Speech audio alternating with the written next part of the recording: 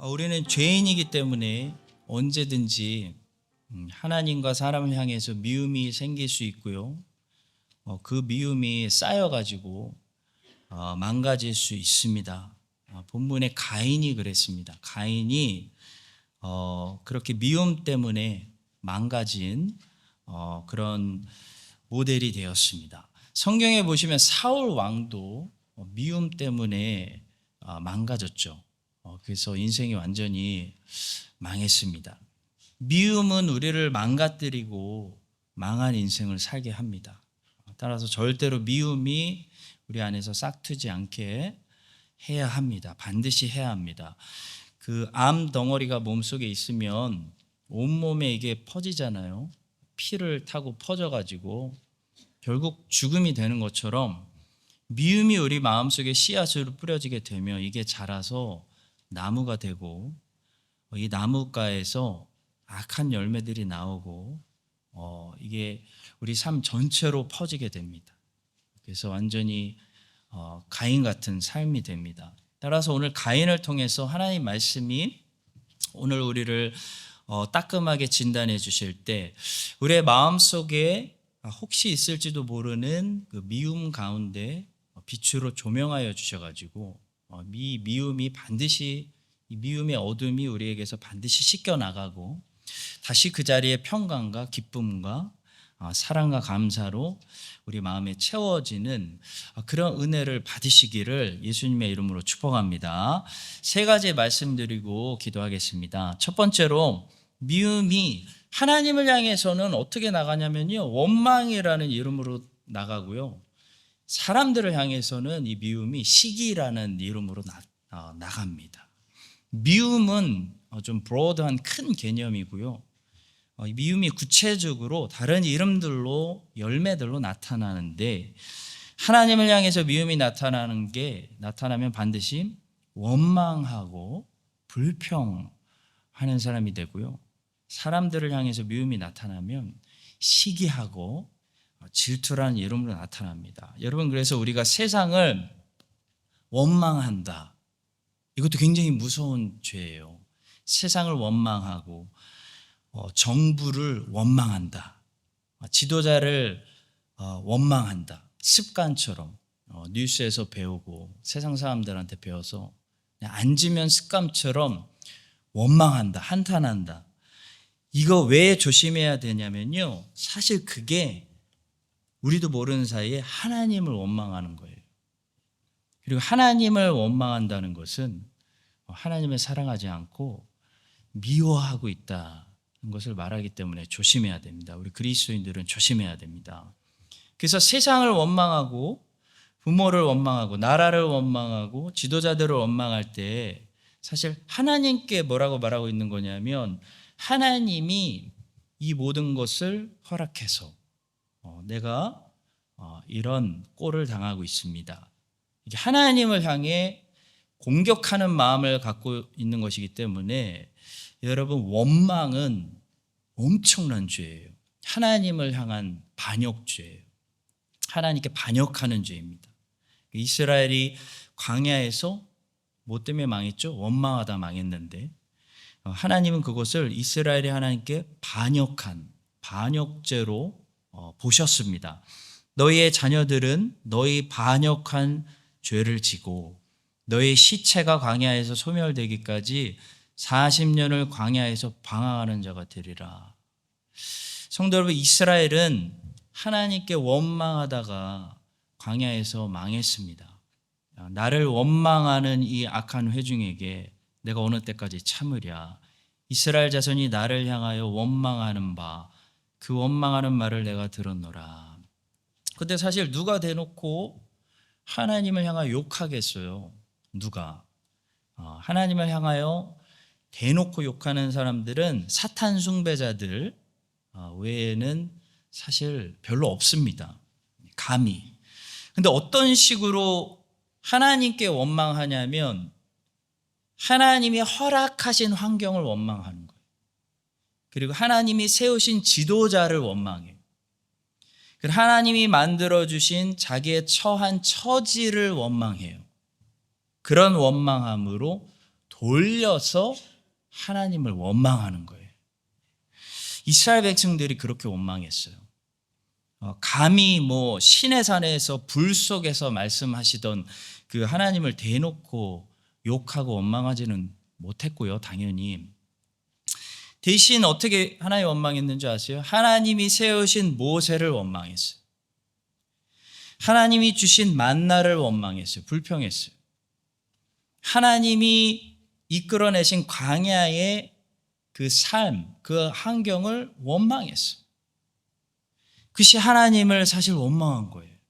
깊은 중심에 하나님을 원망한 거예요. 하나님을 미워한 거예요. 백성이 모세를 40년 동안 원망했습니다. 백성이 모세에게 원망하여 이르되 우리가 무엇을 마실까? 툭하면 습관적으로 모세 원망하는 게 이스라엘 백성들이 40년 동안 한 거예요. 근데 사실 모세를 원망한 게 아니에요. 하나님을 원망한 거예요. 백성이 모세와 아론을 다시 원망합니다. 이스라엘 자손 온 회중이 그 광야에서 모세와 아론을 원망하여 백성이 하나님이 주신 만나를 원망합니다. 그들 중에 섞여 사는 다른 인종들이 탐욕을 품음에 이스라엘 자손도 다시 울며 이르되 누가 우리에게 고기를 먹게 하랴. 여호와께서 들으시기에 백성이 악한 말로 원망하매 여호와께서 들으시고 진노하사 여호와의 불을 그들 중에 붙여서 진영 끝을 사르게 하시네. 이런 일들이 광야에서 있었습니다. 남의 얘기가 아닙니다. 우리도 영적인 광야를 걸어가고 있습니다. 원망은 무서운 죄입니다. 우리가 하나님이 세우신 지도자에 반역하는 것은 사실 그 모세에게 반역하는 것이 아니고 하나님께 반역하는 겁니다. 하나님이 선택이 마음에 안 들다고 반행하는 겁니다. 반역하는 겁니다. 하나님 일 똑바로 하시라고 반역하는 거예요. 우리가 하나님이 주신 환경을 미워하고 하나님이 주신 상황을 원망하는 것은 사실 하나님을 멸시하고 하나님께 반역하고 있는 것입니다. 여호와께서 모세에게 이르시되 이 백성이 어느 때까지 나를 멸시하겠느냐. 광야를 멸시하고 애굽이 좋았다라고 하는 거가 여호와를 멸시하는 거예요. 여호와를 멸시하는 것. 이 백성이 어느 때까지 나를 멸시하겠느냐. 내가 그들 중에 많은 이적을 행하였으나 내가 광야로 이끌고 나와서 광야에 두고 많은 이적을 행하였으나 언제까지 나를 멸시하겠느냐. 어느 때까지 나를 믿지 않겠느냐. 하나님 말씀이에요. 가인은 아벨을 죽였습니다. 가인이 아벨을 죽였지만 사실 아벨만 죽인 것이 아니고 자기 마음속에서 하나님을 죽인 거예요. 하나님을 죽이고 싶은 거예요. 가인은. 하나님께 돌을 던지고 싶은 거예요. 하나님을 원망한 겁니다. 그래서 아벨을 죽인 거예요. 하나님께 돌을 던질 수 없으니까 하나님 저 높이 계시니까 아벨을 돌로 쳐서 죽인 거예요. 똑같은 마음으로 이스라엘 백성들이 모세를 돌로 쳐서 죽이고 싶은 거예요. 하나님을 죽이고 싶은 거예요.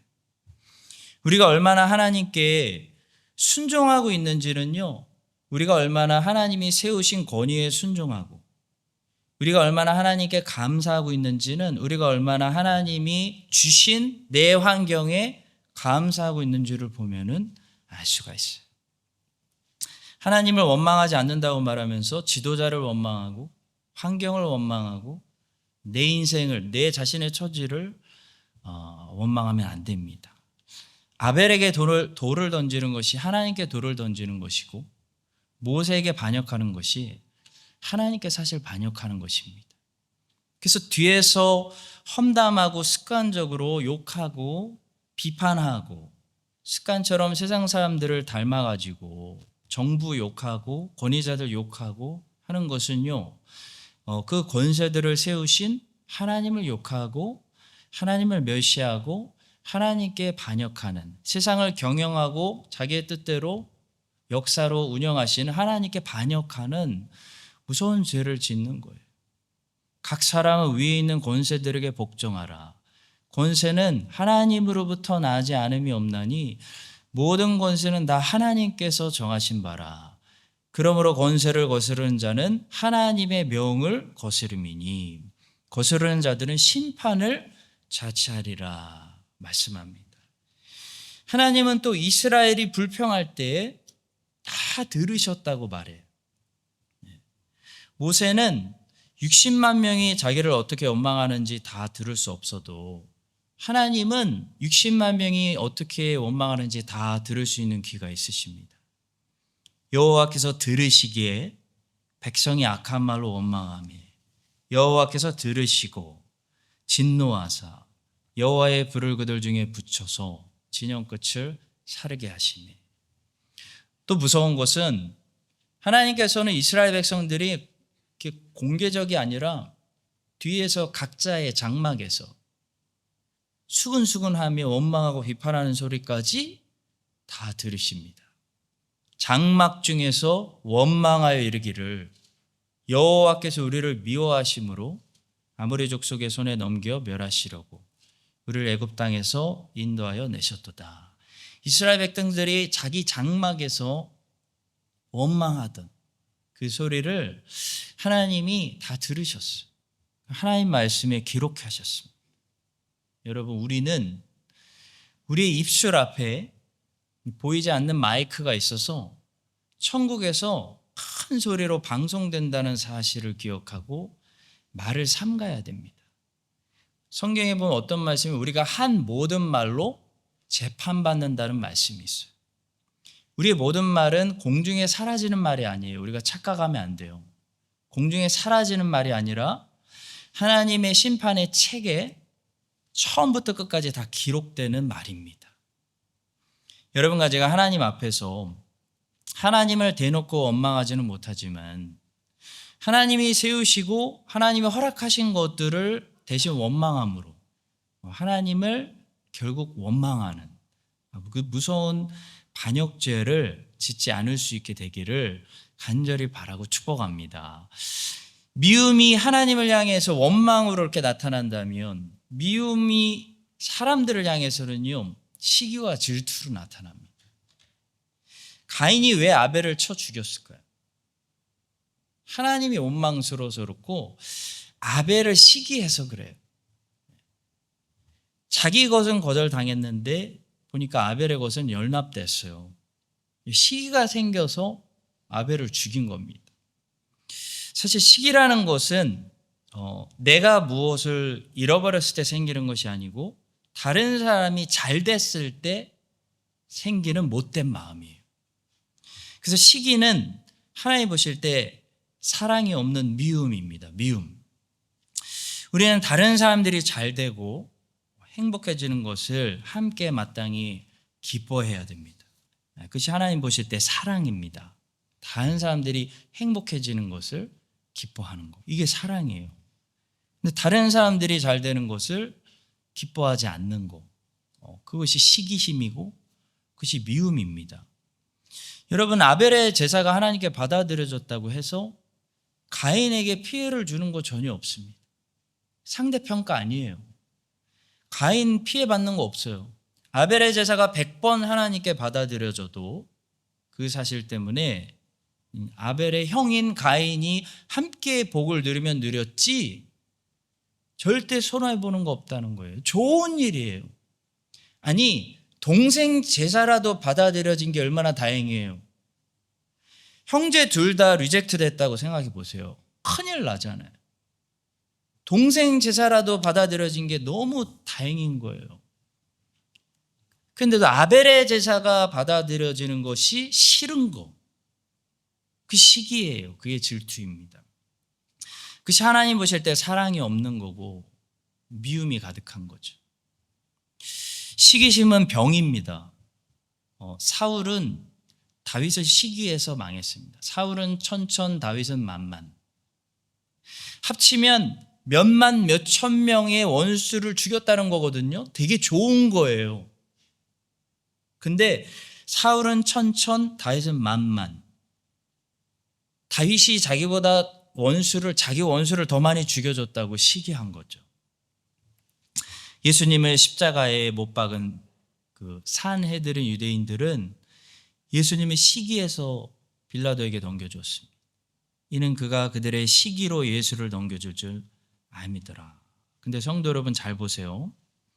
이 시기심 때문에 망했던 사람들, 가인, 사울, 사내들은 유대인, 이 사람들이 가지고 있는 공통점이 있습니다. 보세요. 시기심은 언제 생기는 거냐면 적군에게 생기는 게 아니에요. 시기심은 아군에게 생기는 거예요. 우리나라 말에 사촌이 땅을 사야 배가 아프지 아예 남이 땅을 사면요 배가 안 아파요. 왜 사촌이 땅을 사야 배가 아픈가요? 시기심은 아군에게 생기는 병이에요. 보세요. 가인이 누구에게 시기심을 느끼는 거예요 지금? 동생이에요. 동생. 남이 아니에요. 원수가 아니에요. 같은 편이에요. 동생이에요. 사울이 누구에게 시기심을 느끼는 거예요? 블레셋 왕인가요? 아닙니다. 자기 신하에게 시기심을 느끼는 거예요. 자기 신하 중에 사실 제일 충성스럽고 싸움 잘하는 신하에게 시기심을 느낀 게 사울이에요. 예수님이 로마 사람이었나요? 예수님이 유대인의 왕으로 오셨습니다.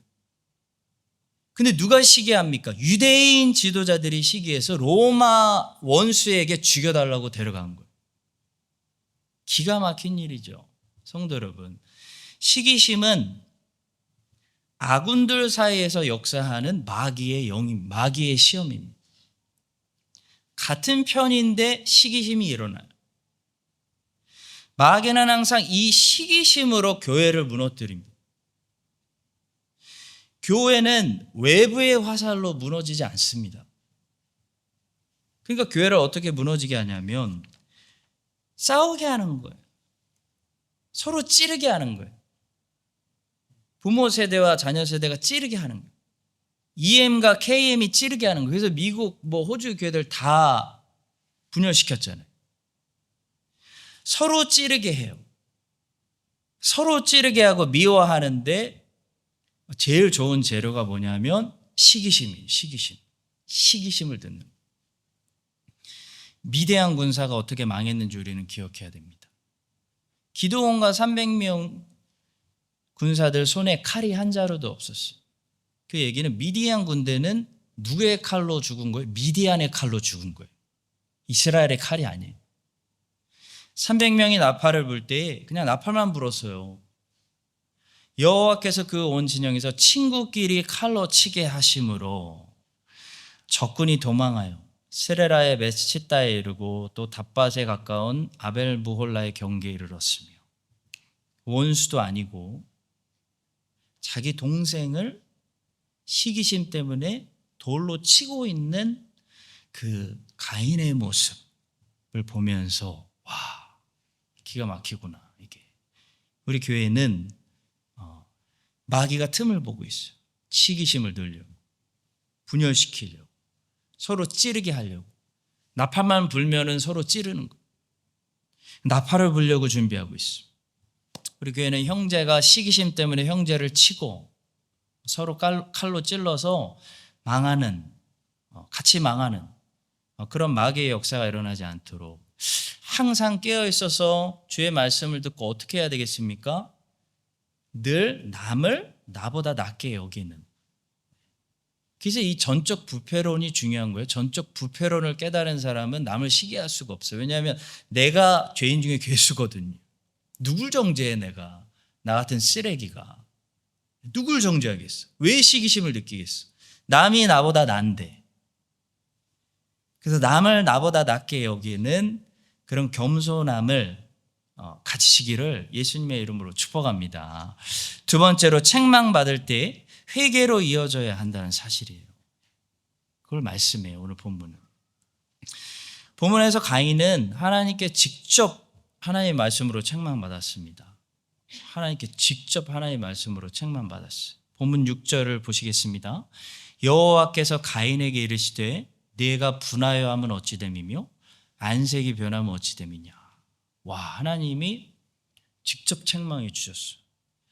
근데 하나님 말씀으로 책망받았을 때 가인이 이게 회개로 이어졌어야 되는데요. 회개하지 않으니까 이 가인 안에 이 부글부글 끓던 이 죄가 살인이란 열매로 폭발해 버리는 것을 우리가 보게 되는 거예요.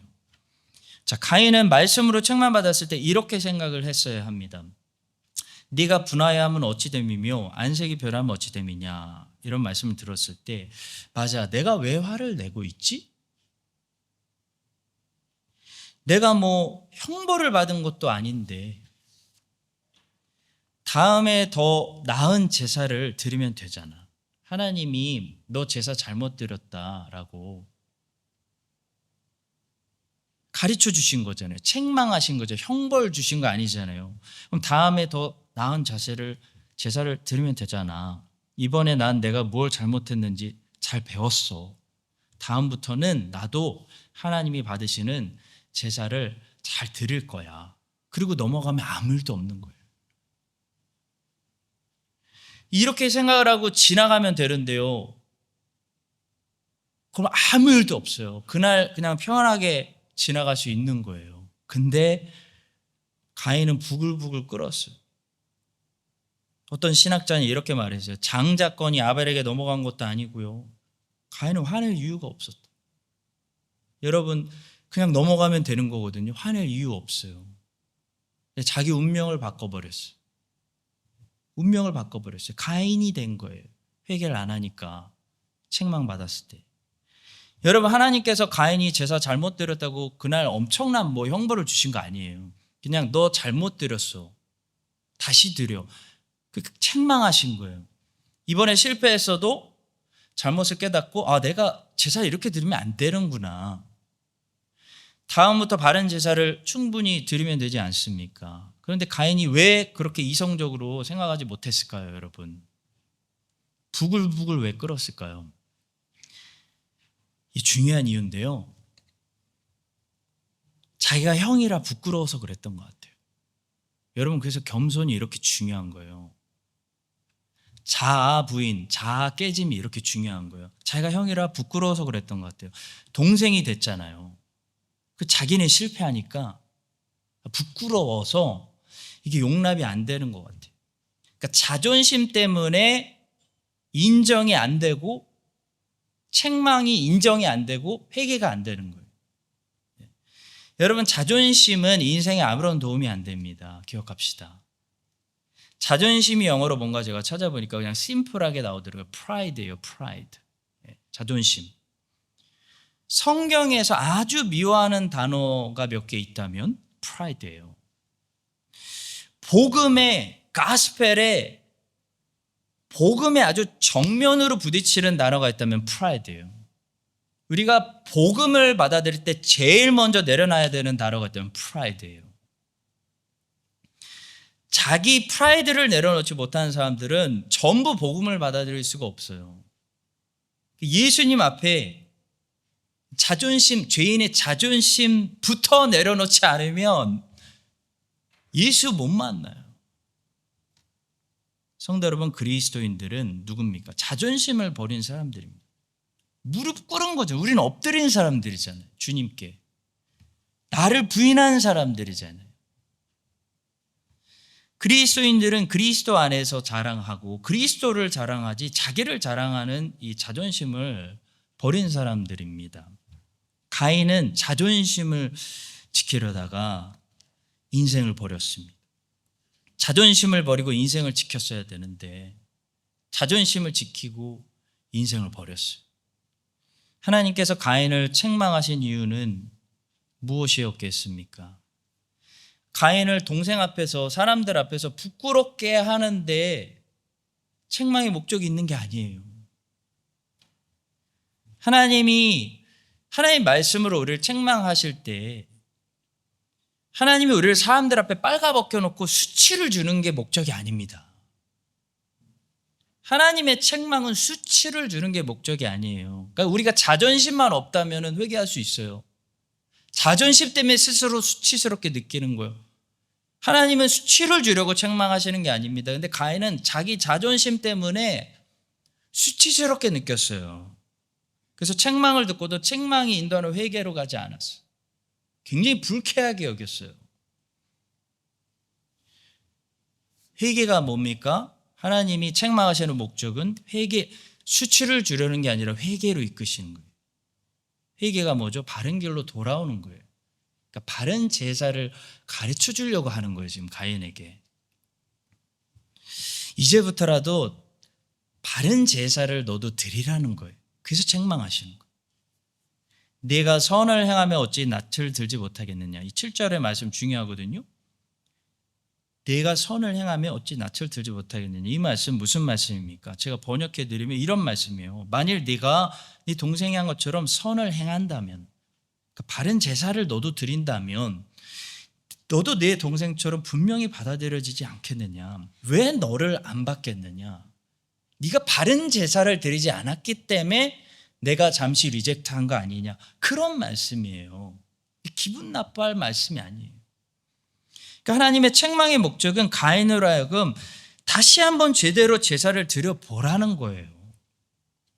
지금이라도 내가 선을 행한다면 내가 왜 안 받겠느냐. 그런 말씀이에요. 7절 말씀. 자, 여러분, 근데 참 사람이, 가인은요 2번 다시 제사를 드리지 않았습니다. 아니, 한 번 다시 내가 다시 해봐야지, 내가 잘못했으니까 그렇게 안 했어요. 더러워. 그리고 다시는 제사 안 드렸어요. 그게 뭐 때문이었다고요? 자존심 때문이에요. 속된 말로 동생 앞에서 쪽팔리기 때문이에요. 여러분, 그게 뭔지 아세요? 교만이에요. 교만을 내려놔야 됩니다. 그래야 인생이 회복됩니다. 그래야 우리가 잘못은 할 수 있잖아요. 근데 교만을 내려놔야, 그래야 책망받고 돌이킬 수가 있는 거예요. 회복이 돼요. 아, 내가 잘못했구나. 아, 내가 목회를 잘못했구나. 아, 내가 사역을 잘못했구나. 책망받고 회개할 수가 있는 거예요. 우리는 누구나 실패할 수 있습니다. 가인처럼 제사와 순종과 사역의 실패자가 될 수 있습니다. 왜 실패를 안 하겠어요? 우리가 예수님이에요. 근데 중요한 것은 하나님께서 말씀으로 책망하실 때 빨리 돌이키는 사람이 있고, 삐져가지고 10년, 20년, 30년 아니면 죽을 때까지 가인처럼 하나님 멀리 떠나는 사람이 있어요. 교만한 사람. 자존심 때문에 다시 제사 안 하는 사람들이 있어요. 교만과 겸손의 차이입니다. 여러분과 제가 오늘 가인을 보고 있습니다. 혹시 내 안에 고집 부리고 있는 이 교만한 가인, 자존심 센 가인 있다면 성령께서 이 가인을 제거해 주셔야 됩니다. 가인이 있으면 우리가 망합니다.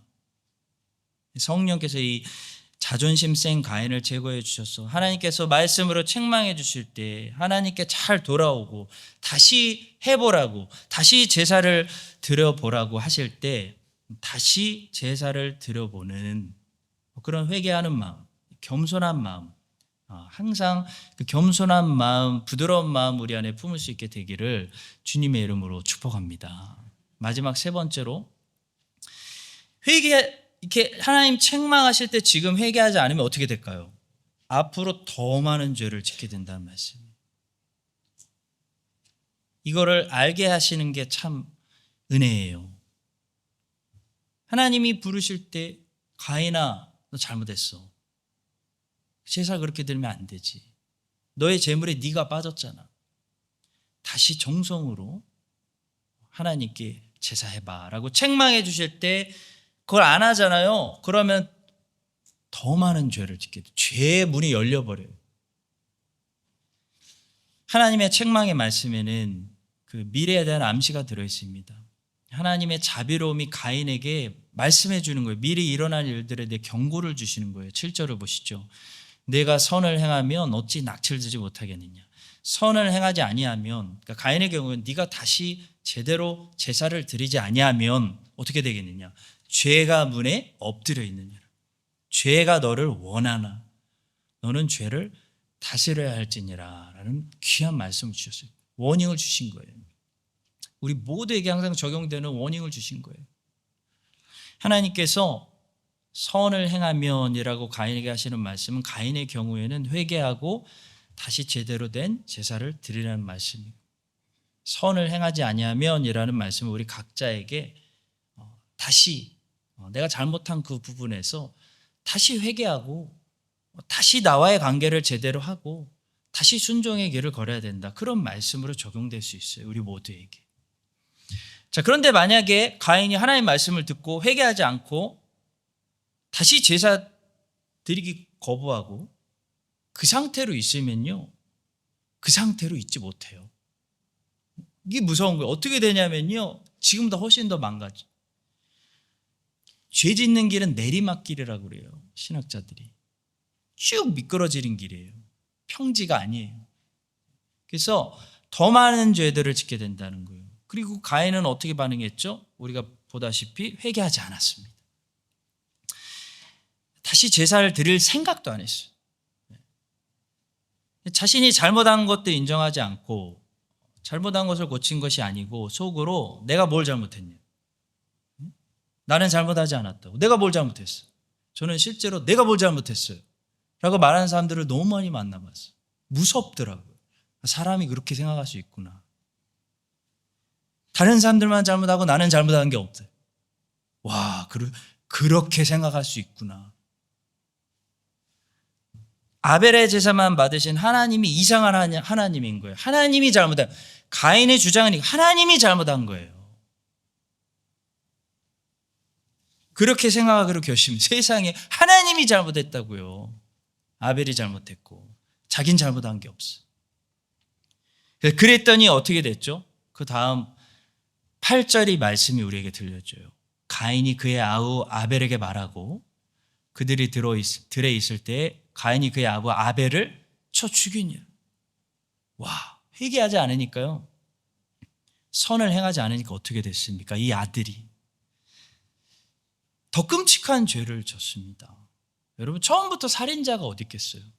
처음부터 마약 중독자가 어디 있겠어요? 그 길로 미끄러진 거죠. 그 전에는 가인은 그냥 한 번 제사를 실패한 사람, 한 번 제사를 잘못 드린 죄, 거기서 끝날 수 있었어요. 누구나 할 수 있는 실수예요. 여러분, 우리가 항상 영과 진리로 하나님 연락하신 예배를 드립니까? 아니잖아요. 거기서 끝날 수 있었는데, 회복될 수 있었는데, 아벨처럼 다음에는 하나님이 연납하시는 아름다운 곡식 제사를 드리는 그런 사람이 될 수 있었는데 회개하지 않고, 하나님이 잘못했지, 내가 뭐 잘못해, 그냥 갔더니 동생을 죽이고, 남도 아니에요, 자기 동생 죽이는 끔찍한, 이런 건 뉴스에 안 나왔으면 좋겠죠. 자기 동생을 죽이는 살인자가 되고 말았어요. 근데 여러분, 더 무서운 사실을 말씀드릴게요. 그게 다가 아니에요. 거기서 멈추지 못해요. 동생을 죽인 죄보다 더 무서운 죄는 영원히 하나님을 떠나요. 영원히 가인은 하나님을 떠나서 하나님과 담을 쌓고 인생 끝까지 살았다는 거예요. 그 긴 시간을, 그 800년, 900년을 하나님과 삐져서 담을 쌓고 살았다는 거예요. 그게 멸망입니다. 가인이 여호와 앞을 떠나서 에덴 동쪽 놋 땅에 거주하더니 가인이 성을 쌓고, 자기가 잘못한 건 생각 안 하고 하나님이 잘못했고 교회가 잘못했고 목사가 잘못했고, 목사가 잘못했겠죠. 목사는 항상 사과하죠, 잘못했다고. 근데 자기는 잘못하지 않은 거예요. 그러니까 영원히 떠나요. 참 안타까워서 영원히 하나님과 담을 쌓고 하나님을 떠나서, 그래도 오셔야 되는데, 하나님 보고 그래도 오셔야 되는데 떠나서 가인이 성을 쌓고, 그리고 가인 얘기는 끝나요. 멸망이죠.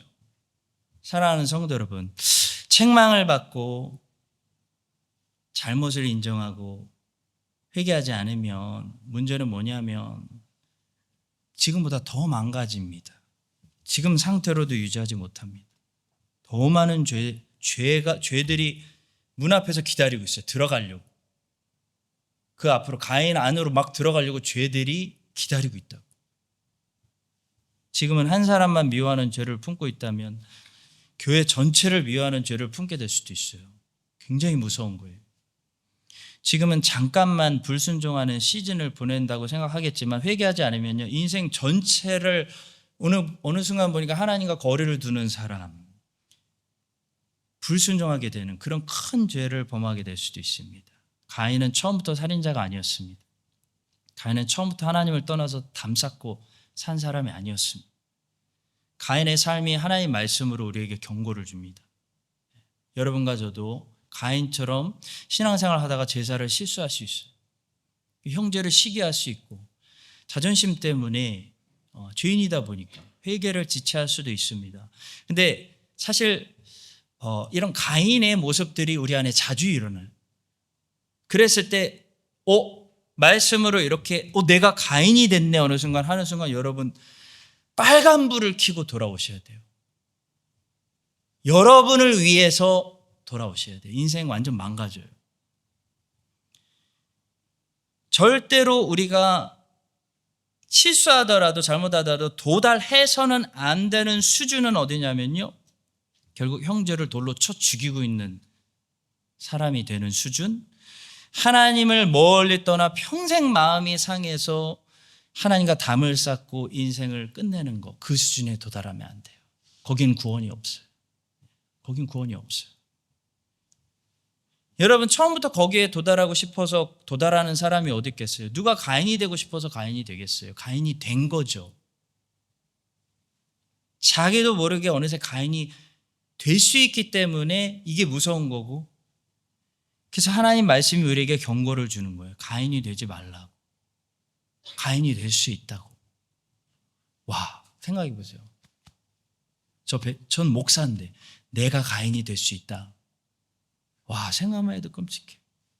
가인이 될 수 있어요.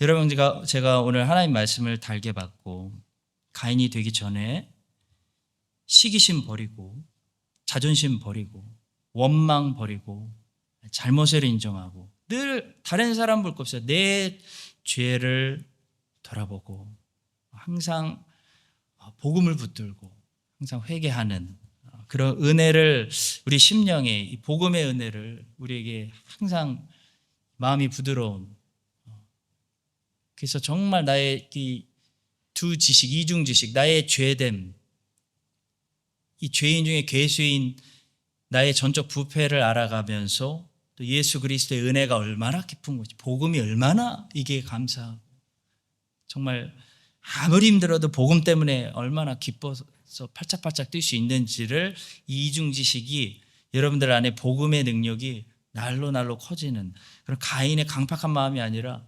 정말 이 은혜가 충만한 그 겸손한 물렁물렁한 상태를 우리 한인장로교회 모든 성도님들 항상 유지하시기를 예수님의 이름으로 간절히 축복합니다.